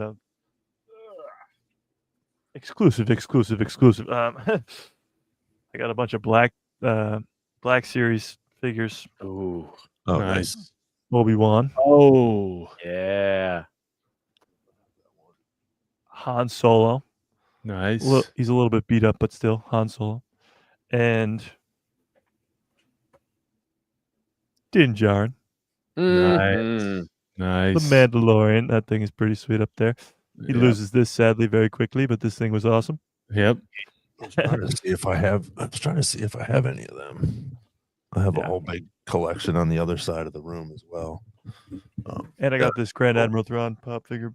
It's already an essential piece of the triangle over there. There you go. It's pretty nice. Yeah. Jan said, I wonder how different the Galactic Star Cruiser outcome is if COVID didn't mess it up. Honestly, I think it's the only thing that made it work. Because had people not saved up their money, I think it would have been an absolute disaster from day one. Or at least as far as booking go. I think COVID only gave them more time for the inevitable. Yeah, I agree. Which is sad. Going back to, and I know we're just talking Galaxy's Edge, but I just saw this thing pop up. Star Wars Starfighter. News about that. Mikey Madison, who won the Academy Award for Best Actress. I don't know what movie, but she won the Academy Award for Best Actress. Reportedly turned down the role of the villain in Sean Levy's upcoming Ryan Gosling-led Star Wars movie, Star Wars Starfighter, due to pay dispute. Oh. Which is kind of crazy. But first of all, female villain, Abeloth, maybe not, but still kind of cool, I guess. Interesting. Yeah, a little bit. I mean, that movie comes out in still 2 years from now, but this is the time where they're going to start casting people. Yeah, that's her right there. We're start casting people. We're going to start hearing some actual plot details and stuff like that. So, yeah. I wonder what the role would be. I mean, obviously they're going to. I'm assuming the story is done, or at least some version of the story is done. So that female villain is still a role that needs to be filled. So we'll see. And you kind of get a big chunkier budget directed toward Ryan Gosling too. So yeah, that's a big chunk of money. Well, I'm sure they would have had to pay her. I'm sure they had to pay her big time because she just won the Academy Award for Best Actress too. She probably qualified for a lot more than. Yeah. So speaking of movies, like I was talking about earlier, before we even got on here, and one of you guys is going to have to help me with Tiki what, but whatever. Taika Waititi. Yeah. What do you think? How do you think that's going to go with him? Do you think it's going to be like a funny type of goofy thing, or what? I think it'll be both. I think, well, from what we know about this movie, I think it's sort of the idea that he loves Star Wars. He's IG 11, 88? Yeah, IG-11. IG-11 in the Mandoverse. He's directed some episodes of Mando Season 1. Like, he loves Star Wars. He's a part of the Star Wars universe. I think it's more so of like a scheduling thing. Like, he's been doing other stuff. Right. And I don't know what story it's going to be, but he has said time and time again that it's not going to be connected to anything. Mm-hmm. People thought for a time that it would be set a long time before The Phantom Menace and before everything, but then sort of the Dawn of the Jedi got announced and all that stuff. So I'm assuming it won't be another post-sequel project because we got a Simon Kinberg trilogy that's supposed to be post-sequels, the Starfighter movie, the Rey movie, a lot of post-sequel stuff, but I have no idea what it would be about or what it would be. But I mean, Taika gives you two worlds. He gives you Thor Ragnarok and Thor Love and Thunder. Like, they're two very different. And the Buzz Lightyear movie. Yeah, he did that. Yeah. Oh, but then he also gives you Jojo Rabbit, which is like, oh yeah, he does great movies. There's tons of stuff. So Suicide Squad was one that he was working on, and and he also, like, they signed him to this when he was having a pretty significant moment. Yeah, like, he was the biggest thing since sliced bread at the time when they signed him. Yeah, and to all the things we just named, all very different. Yeah. So, like, it could literally be anything. And Lobo says, "Go ahead, Nick. You can read it if you want. Go ahead." Taiko needs to do a Hondo Hanaka movie. That'd be great. That'd be totally. That would be phenomenal. That would be fantastic. And to be fair, he was only a voice in the Buzz Lightyear movie, so I was just. I thought he directed it. Do it. No, no. Because he's an actor too. So but I just wanted to try to fuel the fire a little bit. No, I think he's fantastic. I think it's going to be cool. Yeah, I think it'll be weird in a more. Sorry, I would look forward more to that than the other one with Ryan Gosling. And I'm not trying to diss on that at all. It's just, again, I like the no-name actors, and like you guys all, and even in the chat was helping me out to say that it's not going to be a, like you said, Mike, he's already, Wolverine or Deadpool was already established when he came into it. So again, he had to follow that as well. So that sort of cleared a little bit up for me, but it'll be interesting to see. But I think Taika with Tiki is going to be I think that'll be a really cool movie. Maybe now that I think about it, like, that might be a reason to hope for it, though, that he inherited a very niche thing in Deadpool and did a good job with it. And so if he inherits this universe, he has at least a track record of inheriting something that is established and doing something new with it. That's very challenging. I would assume it's pretty challenging to, like, merge worlds with Deadpool and Wolverine, and people seem to like it a lot. I haven't seen it, if I'm being honest, but you haven't seen what? Deadpool and Wolverine? No. All right, man. Sorry, guys. I gotta remove him, man. Sorry. Yeah. It's gonna be a great. Well, have you seen the first two Deadpool movies? Yeah, I've seen the first two. For whatever reason, just wasn't on my radar. I'm sorry. Oh, see, it's so much better than the second one. Really? It is. Good. Yeah. I think that's kind of why I was like, I didn't like the second one as much as the first one. So I was like, well, that's a lot of the fun and digs in it, and just it's a lot. A lot of the plot from the second one's kind of just thrown out the window anyway in Wolverine. So yeah. I was gonna say something and I totally forgot what I was gonna bring up. Well, I will say, off topic but still relevant, The Acolyte celebrates its year anniversary today. Was it today? Yesterday? Around this time, The Acolyte's celebrating its 1 year anniversary. So I still think, and I know you've talked about it, I think the last couple episodes for you. If I think there's still hope. I don't think they're done with it. And Yeah. But I think there's still hope on that, which I think would be great. Because again, I think all of us really enjoyed that. I mean, I still, like I said, I was talking to people last night because I had my shirt on, and they came up to me, which was pretty cool. I handed out like a couple of cards and stuff too. Nice. But I think it'll be interesting to see what happens when we continue to move on that. And I'm going to steal something from Mike right now. If you haven't already, please smash a freaking like on this podcast. Appreciate everybody coming on here and joining us. We're having a great time. We're going to be doing this every week now. Again, like I said, if you haven't seen it or follow Mike, he's on 3 times a week live. Derek, you guys do what, once a month, once every 2 weeks, living with the land leader? It's been a long time because it was supposed to be every other week because they have their other podcasts, and then like I've been gone, and so we're supposed to do one tomorrow night, which that'll come out Friday. So Nice. it's just busy lives. Yeah, just one of those things. Yeah. Jake said can't give up on Darth Plagueis. No, we can't. I Never. think we gotta get. And I think that like you were saying, you could do 2 or 3 or freaking 4 seasons of that to get into to Plagueis and Chimere, and then get into a young Palpatine. And then go and grow from Plagueis and Palpatine and right into the Phantom Menace. Yeah. That would be fantastic. And I really think it sucks that it got so much backlash. And they had to, they should have done better control of their cast, and that's a PR's thing. It's just it is what it is. Honestly, though, you talk about like Disney learning the lesson all the time. When you watch the cast for Andor, and obviously they're 2 very different things, but when you watch the cast for Andor, everything is just like, oh my God, this is the greatest experience. We did it all for the fans. Like that's all they have to say. That's it. Like that's all they gotta do. Yeah, they don't just don't ruffle any feathers, and you won't come in with a 13% on Rotten Tomatoes before the season even comes out. Good question. I also think who would y'all cast as the perfect young Sheev? Ooh. I love Tom Hiddleston, Yeah, but he is getting older, so I don't know. Depends on how quickly they make the project, I guess.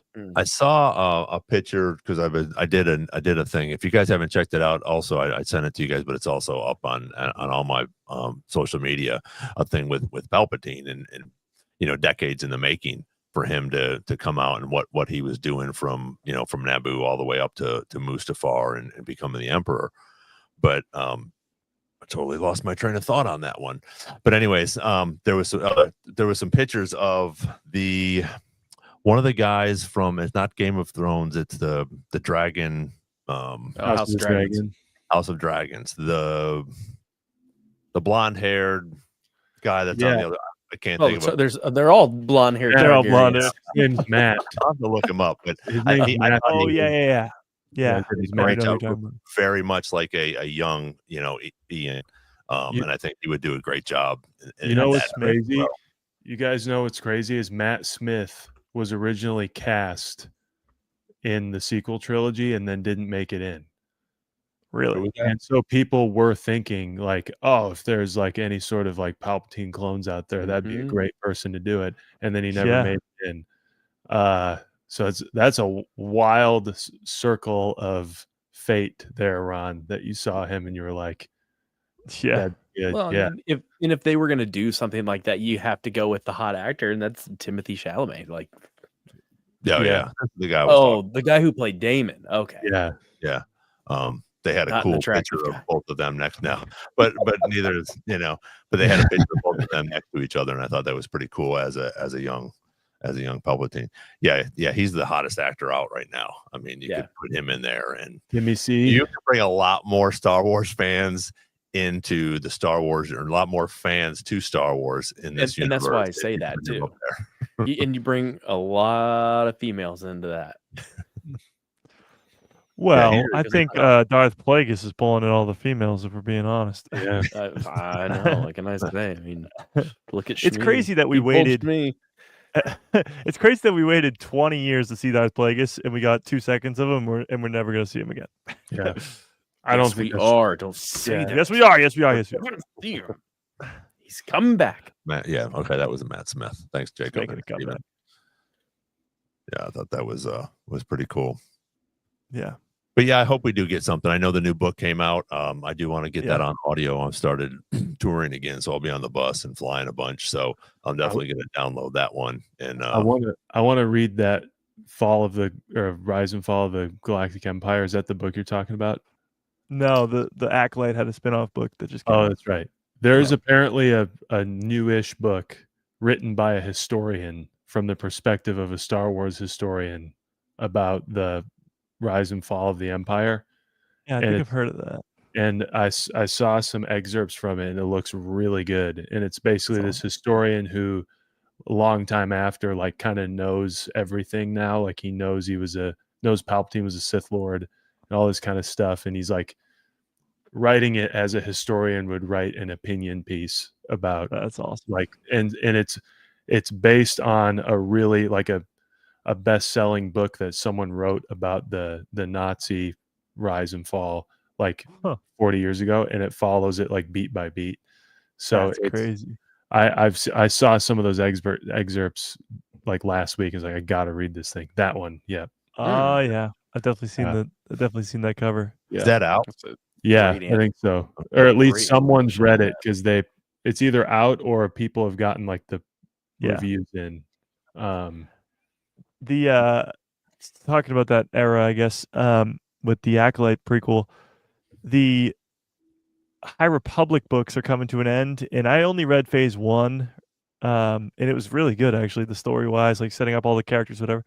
Haven't gotten to phase 2, and obviously not phase 3, but phase 3 is coming to an end, and from what I'm hearing, actually, it's really, really good. People are comparing it to, like, not obviously the movie Avengers Endgame, but sort of that for those characters. Because you got to think about it. While the sequels were going on and they were very uncoordinated, the High Republic books were being written, and all that story is played out and planned out. Phase 1, Phase 2, Phase 3, all these new characters, all these new Jedi, yeah, all that stuff. The new Nile, like Derek was talking about earlier, new villains and stuff. High Republic. That's what I was trying to say earlier. Dang it. So the High Republic is coming to an end, and they're pretty much just saying that it's a really great end. So it's kind of got me thinking maybe I should, go back and finish those phases. When does this take place? So the first phase takes place like 250 years before the Phantom Menace. Then the second one's actually a prequel to the first one. I think it's 500 years before the Phantom Menace. And then the third phase, so I'm guessing somehow the second phase gives some sort of backstory to some characters or whatever. And because the third phase is after the first phase. So it's like first phase, prequel, third phase. It's almost like the trilogies we got now: originals, prequels, sequels. So yeah, the Starlight Beacon, like that. I just want to see the Starlight Beacon. I know. I want to see it in live action. Like, I don't know if that's going to be the play or what they're trying to do here, but they played out this great story that seemingly not many people are reading. And the setting of the Acolyte is like the tail dying end of like the High Republic era. Like that's like 100. What is that? 100 before Phantom Menace? Something around that, yeah. I can 100% guarantee why more people aren't reading it, and it's because of the animation of the covers. Like they made it look like little kid series or younger kids series, and you read the books, and that's not what they are. They're not at all normal Star Wars books, and they really played it off, and the marketing is. And I love the animation of them, but that was why I was hesitant to read them, because they look like they're supposed to be like young adult books. Well, at the same time when that book came out that Matt's holding, they also came out with Master and Apprentice, which is a way more stimulating cover of Qui-Gon and Obi-Wan back to back. Same sort of drawing style, but like Master and Apprentice looked like, oh man, we got to get into that. And then I feel like High Republic since then went a little bit under the radar for people not like us. Yeah, because this book, the first book, literally, because Derek was just saying, like, people die. Yeah. So many people die. There's some like dark stuff in them. The first 3 chapters are like you get introduced to these great new crew of this ship, and it just explodes. And then you get introduced to all these people, and they die. Like, it's just people die. And it's definitely not a kid's book, that's for sure. So I agree with you. Yeah, this was the first one. Yeah, so this was the first one that drops. It's actually the only one I have physically. I audiobooked the rest of them. Yeah, like and I know we've talked about this before, but the audio books are so good. Just it's with so great. the background and the different changes in voice and Now, the sound effects and stuff like have that. you guys heard the new Amazon Auto? Like, so it's basically like auto narration, and with AI, the voices are starting to put inflections and stuff, and they're thinking within like the next year or so they will have character voices in them, and That's it's great. auto generate. So, like, if I wrote a book and I don't have the budget, and somebody really wants to hear it as an audiobook, they can hear it as an audiobook with, because you can go on YouTube right now and type in almost every book and somebody has done an AI narration, and they're horrible, they're horrendous. Yeah. But if AI can do that, one, I don't want it to put voice actors out, but man, would that open the door for some interesting stuff. Well, I'm listening to right now. Well, I finished Heir to the Empire. I'm on to Dark Force Rising, and it's the 20th you anniversary. remember the title this time. I know. The second one I couldn't remember for the life of me. I was like, Last Command, Heir to the Empire. No idea what the middle one is. But so it's 20th anniversary or whatever. Mark Thomas, I think his name is, does all the Star Wars stuff or most of the Star Wars books, and he is awesome. Like, he does the voices too, and it's great. And of course, they produce it up. Lightsaber ignites. You hear the lightsaber igniting, like sound effects and stuff. Now, speaking of book characters, I forgot this just because it's one of my favorite books, and that's Black Spire Outpost. But I got to have a beer with Vi.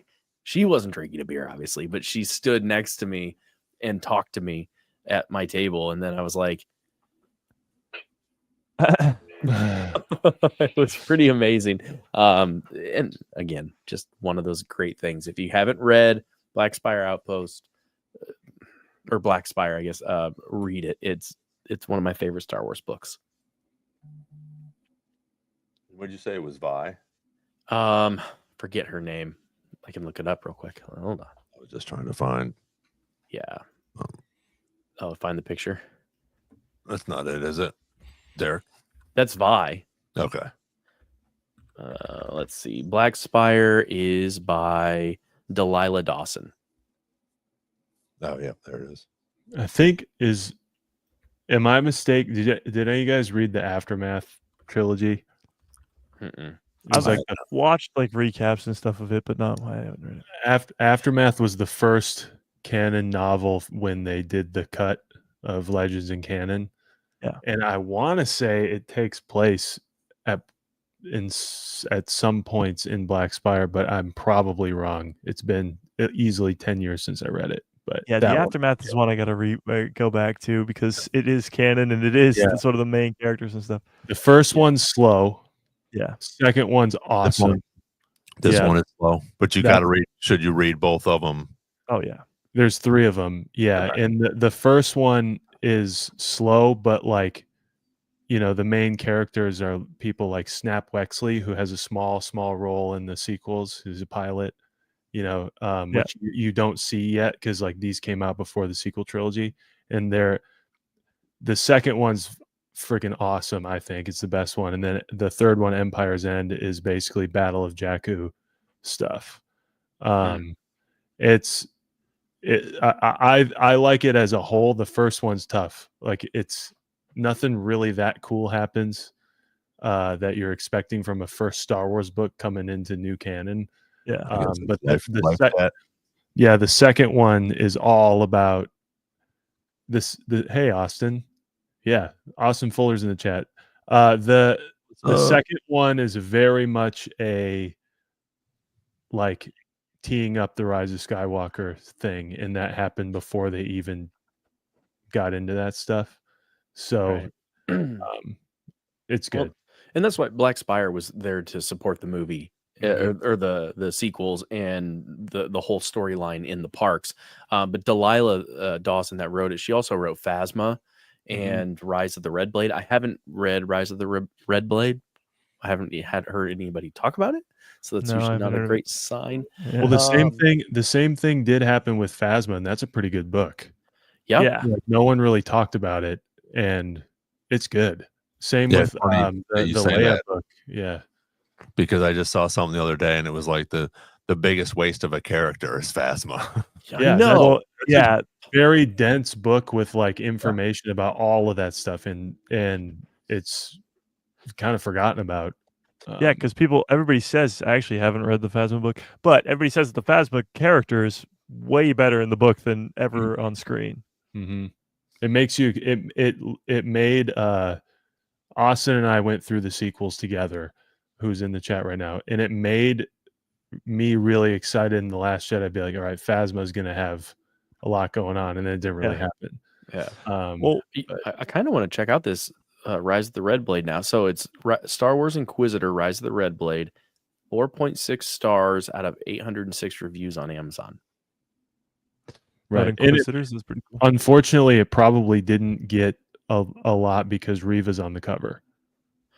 Is it Reva? You know? Yeah. Well, it looks like her. Hang on, I'm pulling it up now. Isn't that the same one that Reva's on the?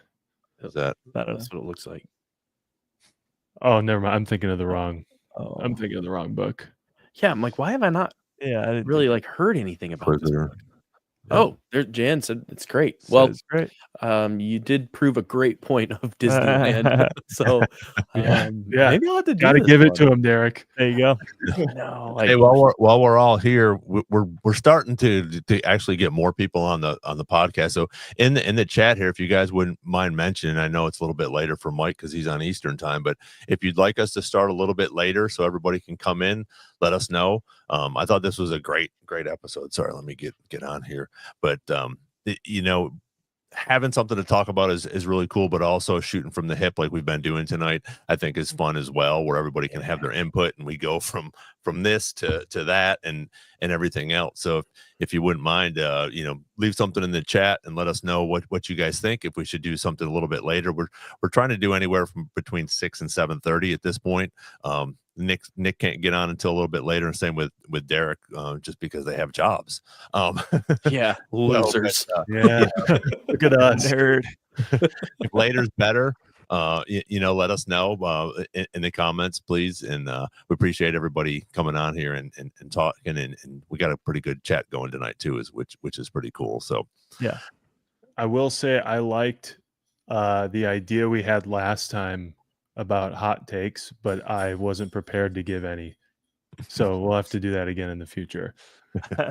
So, or if there's something you guys want to talk about, Nick had asked me, and then I thought I'd text him back, but I didn't. And if there's something, and Mike and Derek too, if there's something you guys want to touch on or something, even in an episode, or I mean, shit, if we want to go back and talk about Empire Strikes Back, I mean, we're all gonna have a lot to say about that as well. And Austin, you need to be on here more often. I don't see you. Yeah, come on, man. So. But yeah, I think the we'll books have are him on so sometime good. too. The books fill in so much more. And like last week, Jacob was telling me to read the damn comics that he gives me. He goes out and gets some cool comics because he's into all the comics, Marvel and anime and the Star Wars novels. He's huge into that too. But for me, it's I just have to. I want to start getting into the comics more because again, I didn't think they were canon. Which is cool that most of them are. Same with some of the are all the books canon now, Mike? Mm-hmm. All of them. I mean, no, the ones that they're coming out with, any of them that they write from the purchase on are canon, yes. But if they re-release a Legends, they put a band on it. Yeah, it will be told that it's Legends, but they have done a few things. Like they made a book on the Ronin character from Visions. So like they do some stuff like that, but yeah, the 98% of it is all canon now. Yeah, we're getting into a little bit of territory too that we can talk about maybe some other time. But like some of the new canon books have already been retconned. Yeah, a little bit. Yeah, and so it still holds that like whatever happens on screen is king, and queen, but that doesn't really disrupt it that much because the same thing can be said for the novelizations, where it's like the novelizations add a ton of detail, but if something happens differently visually on screen, then that's it. Like, and a great example is the arrest of Sheev Palpatine.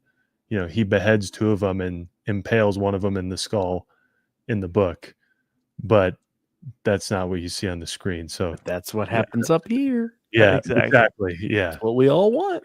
Can one of you guys explain? And I'm not too familiar with it, but I'm sure some of the people on here aren't either. But what does the retcon mean when you're switching stuff over? Well, it's like, so I talked about this actually yesterday. So in the book of Boba Fett, when Luke Skywalker offers Yoda's lightsaber to Grogu, we're all like, yeah, that's awesome. It's literally Yoda's lightsaber, giving it to a Yoda species. Like, that's really cool.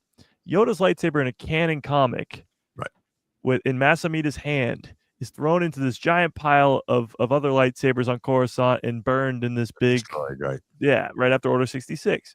So that's canon. That comic is canon. However, it's been retconned. I believe retcon is short for retroactively. Retracted canon is what Lobo said. Yeah. Lobo says retracted canon. Okay, Yeah, retract. Okay, see, and that makes more sense now with that word it's behind like the Lucas and Filoni way to think is like, you're in the crowd and you see Masamita holding that lightsaber, and like the story you got told is that he's holding Yoda's, but you really don't know. And that's now like a it's like the like prequels. Or I'm sorry, the you sequels. call I said prequels. What The is it? sequels, they can be retracted. right. or on your head canon. You can make it whatever you want. Mhm. If you like the Masamita story, cool. That can be your canon. Well, that's why Legends is not, in my opinion, not that big a deal, because it's not like they're saying you can't read it. It's not real.